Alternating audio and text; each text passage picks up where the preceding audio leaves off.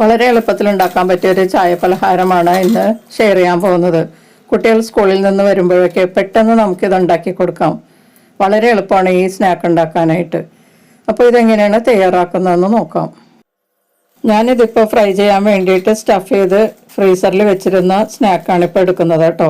ഫ്രീസറിൽ വെച്ചിരുന്നത് കൊണ്ട് ഇത് കുറച്ച് ഹാർഡായിട്ടാണ് ഇരിക്കുന്നത്. ഫ്രോസ്റ്റൊക്കെ ആയിട്ട് കല്ല് പോലെയാണ് ഇരിക്കുന്നത്. അപ്പം നമ്മളിത് ഫ്രൈ ചെയ്യുന്നതിന് മുമ്പേ നേരത്തെ തന്നെ കവറിൽ നിന്ന് ഒരു പാത്രത്തിലേക്ക് ആവശ്യമുള്ളത് മാത്രം എടുത്തിട്ട് തിരിച്ച് ബാക്കി വെക്കാം.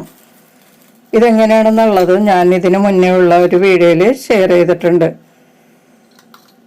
ഫ്രൈ ചെയ്യുന്നതിന് മുമ്പേ ഒരു 2 മണിക്കൂറെങ്കിലും ഇതിങ്ങനെ എടുത്ത് വെക്കണം. ഓപ്പൺ ആയിട്ടുള്ള ഒരു പാത്രത്തിൽ എടുത്ത് വെച്ചിട്ട് ഡീഫ്രോസ്റ്റ് ആകുന്നത് വരെ വെയിറ്റ് ചെയ്യാം.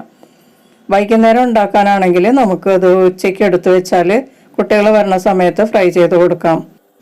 നമ്മൾ ആ സമയത്ത് തന്നെയാണ് പൊടി കുഴച്ച് ഇതുപോലെ കട്ട് ചെയ്ത് അതിനുള്ളിൽ കാഷ്യൂസ് വെച്ച് സ്റ്റഫ് ചെയ്യുന്നതെങ്കിൽ നമ്മൾ ഫ്രീസറിൽ വെക്കാതെ തന്നെ ആ സമയത്ത് തന്നെ ഫ്രൈ ചെയ്തെടുക്കാം. ബാക്കിയുള്ളത് നമുക്ക് ഫ്രീസറിൽ സിപ്പ് ലോക്ക് കവറിലാക്കി വെക്കുകയും ചെയ്യാം.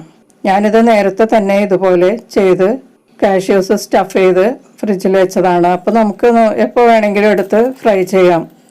പൊടിയൊക്കെ വാട്ടി കുഴച്ചൊന്നും എടുക്കേണ്ട ആവശ്യം വരില്ല. ഇപ്പോൾ ഫ്രൈ ചെയ്യാനുള്ള സ്നാക്ക് ഡീഫ്രോസ്റ്റ് ആയിട്ടുണ്ട്. അപ്പോൾ നമുക്ക് ഇനി ഒരു ചെറിയ ചീനച്ചട്ടിയിൽ എണ്ണ ചൂടാക്കാം. ഒത്തിരി വറുത്ത എണ്ണ ബാക്കി വരാതിരിക്കാൻ ഞാനൊരു ചെറിയ ചീനച്ചട്ടിയിലാണ് കേട്ടോ ഇത് വറുക്കുന്നത്. അപ്പോൾ കുറച്ച് എണ്ണയെ വറുത്തത് ബാക്കി വരുള്ളൂ. അപ്പോൾ നമുക്ക് വേണമെങ്കിൽ അത് കളയുകയും ചെയ്യാം. ഇതിൽ കുറേശ്ശെ മാത്രം ഇട്ടിട്ട് ഫ്രൈ ചെയ്തെടുക്കുക. ഇട്ട ഉടനെ തന്നെ ഇളക്കരുത്. കുറച്ച് സമയം കഴിഞ്ഞിട്ട് വേണം ഇളക്കാനായിട്ട്. മീഡിയം ഹീറ്റിൽ ഫ്രൈ ചെയ്യാം. ഇതിൻ്റെ പുറത്തേക്കൊക്കെ എണ്ണ കോരി ഒഴിച്ചതിന് ശേഷം എല്ലാ ഭാഗവും ഗോൾഡൻ യെല്ലോ കളർ ആകുമ്പോഴേക്കും നമുക്കിത് എണ്ണയിൽ നിന്ന് മാറ്റാം. നല്ല ക്രിസ്പി ആയിട്ടുള്ളൊരു സ്നാക്കാണിത്. കുട്ടികൾക്കൊക്കെ വളരെ ഇഷ്ടപ്പെടും.